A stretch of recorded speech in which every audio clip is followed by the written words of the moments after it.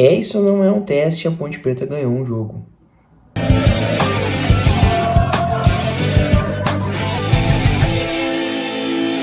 Bom, a Ponte Preta entrou em campo hoje pela 9ª rodada da Série B do Campeonato Brasileiro, no estádio Moisés Lucarelli, às 11 horas da manhã, e venceu o time do Vila Nova por 1-0, gol do Pablo Diego, Pablo Diego ex-Vila Nova, ou seja, mais uma vez a lei do ex funcionando. Gol do Pablo Diego de pênalti, em cobrança de pênalti, desta vez não foi o Elvis que bateu, graças a Deus, mas foi o Elvis que deu o passe que originou o lance do gol, o lance do pênalti, um passe absurdo, né?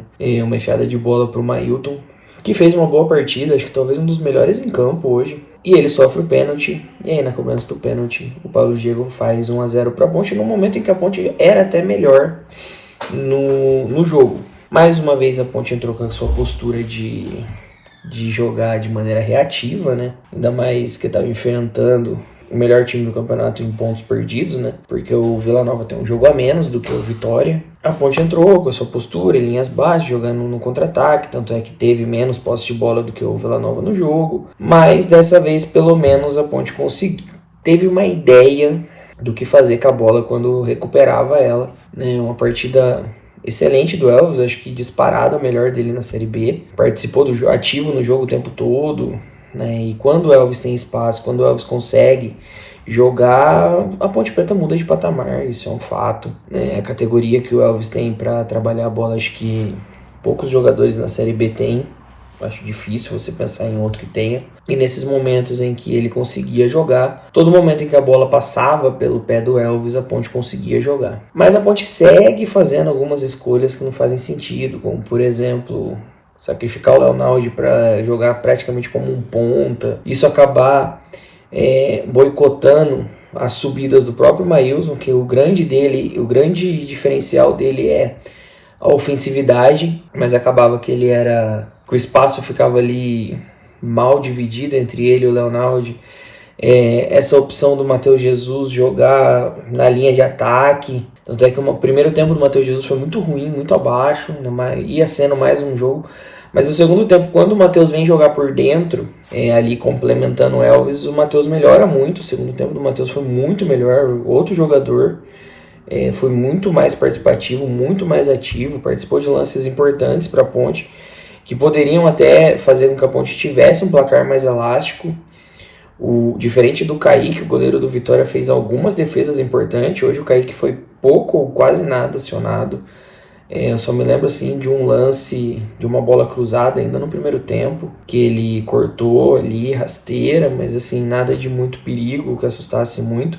O fato do Vila Nova, né, jogar com muito em função de bolas compridas no ataque, né, muita ligação direta, né, é um time que tem essa característica e forçou até mais isso no segundo tempo com a entrada de alguns jogadores mais rápidos, né, o Ronald, Eli, caras para correrem mais nas costas dos laterais da Ponte, facilitou em partes, né, o futebol da Ponte, né, a maneira como a Ponte vinha se postando, porque isso fazia com que a Ponte conseguisse recuperar a bola com bastante gente na linha avançada, né? Porque como era muita bola comprida, acabava que seu time ainda estava em linha alta e acabava que você recuperava a bola já na função ofensiva. E dessa forma a Ponte criou muito, teve muita chance, finalizou acho que 20 e poucas vezes pro gol. Fez o gol, poderia ter feito mais. Teve ali no segundo tempo principalmente umas 2 defesas de alto grau de dificuldade do goleiro do Vila Nova.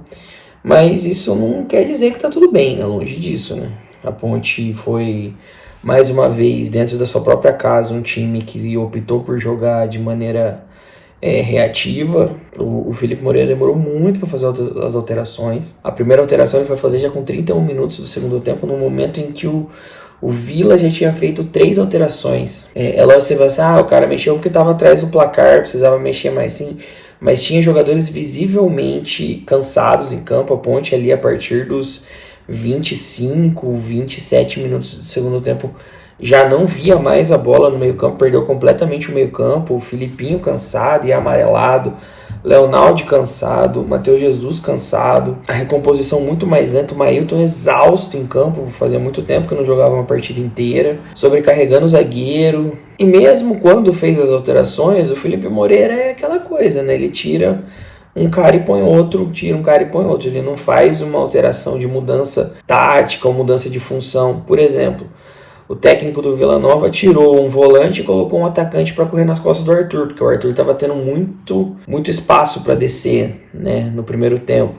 Então colocou o Ronald para correr nas costas dele, começou a segurar um pouco mais o Arthur, mudou um pouquinho a função, colocou mais um cara alto no ataque para aproveitar essa bola comprida, para tentar levar uma vantagem. A Ponte não tem mudança. A Ponte saiu o Pablo Diego, entrou o camisa 7, que é um jogador nulo. Não consigo entender, porque desde que o Felipe Moreira assumiu, esse cara entra em todos os jogos. Todos os jogos ele joga, não acrescenta absolutamente nada no time, pelo contrário, atrapalha o funcionamento do time, mas ele tira o Pablo Diego e põe um atacante.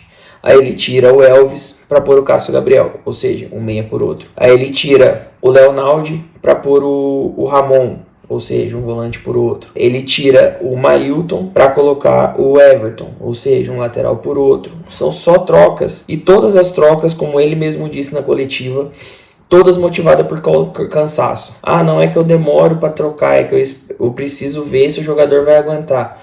Pô, irmão, a substituição ela não é simplesmente por questão de física, ela é também por questão tática. Existem momentos em que você opta para a saída de um jogador X ou Y, não porque ele está cansado, não porque você acha que ele não vai aguentar chegar até o final do jogo, mas porque você precisa de uma recomposição tática, você precisa de uma mudança de função tática. E na minha cabeça, e pelo menos da maneira como o próprio Felipe Moreira fala sempre que ele é questionado sobre alterações, ele acha que a alteração é só para tirar um cara cansado e colocar outro, porque é desse jeito que ele justifica sempre. Não é a primeira vez que ele é questionado sobre as alterações, não é a primeira vez, e mais uma vez a Ponte não fez as 5 que tinha direito, e ele sempre responde que ele estava aguardando a resposta do jogador, ele tinha jogador que tal, e não sei o que. Cara, você tem 5 alterações,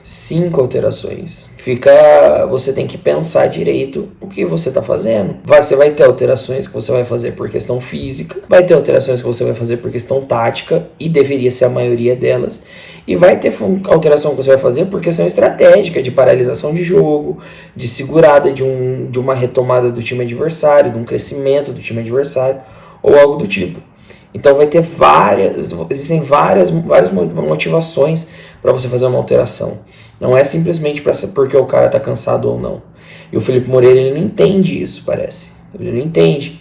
Mas isso tá somado a praticamente todas as outras coisas que o Felipe Moreira não entende, porque ele tá exercendo um cargo que não é para ele. É irritante você ver a postura dele na beira do campo, você vê que ele nem coloca os jogadores para aquecer. Para você ter uma ideia, o Everton, que entrou porque o Mailton caiu exausto, com cãibra e não conseguia nem ficar em pé mais. O Everton estava sentado no banco. Aos 30 ela vai cacetada do segundo tempo. Não era pra esses caras estar sentados no banco. Era pra esses caras estar aquecendo, era pra esses caras estarem ativos. Que a probabilidade deles entrarem em jogo era grande. A probabilidade do Everton jogar hoje, porque o Mailton tava jogando e o Luiz Felipe tava suspenso. Cara, o Mailton, acho que ele não tem nenhuma partida completa jogada os 90 minutos na temporada. É lógico que ele não ia aguentar jogar o jogo inteiro. É lógico que você ia precisar colocar o Everton em campo. Porra. E o Everton tava sentado no banco, frio. São algumas coisas, alguns detalhes que a vitória em cima do Vila Nova, que foi importantíssima pra Ponte, a Ponte precisava ganhar esse jogo. Era uma coisa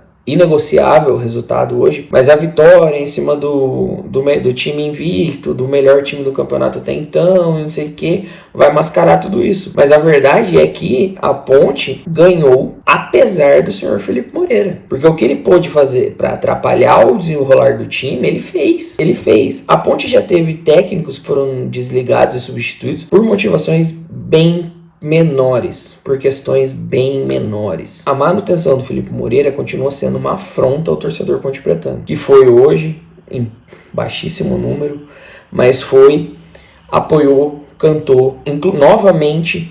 Na hora do gol é a hora que a torcida da Ponte tá inflamando mais uma vez. E os jogadores em campo, cara, é nítido que os caras hoje correram, os caras queriam, os caras estavam afim. Tanto é que quase todos eram extenuados, quase todos saíram arrastados de campo. Não adianta a torcida fazer a parte dela, não adianta os jogadores se empenharem como se empenharam hoje, se na beira do campo você tem um cara que não tem a menor capacidade de gerir um time de futebol. Isso não vai dar certo. Não adianta insistir. Isso não vai dar certo. Hoje ganhou, mas até quando isso vai acontecer? Até quando a sorte vai se manter? Esse foi mais um MacaCast pós-jogo. A gente se vê na próxima. Lembrando sempre que o MacaCast é um oferecimento do Odog, link na descrição, e também da KTO, link na descrição. Faça suas apostas, lembrando sempre que a aposta você pode ganhar ou perder. Use com responsabilidade. E é isso. Até a próxima. Tchau, tchau.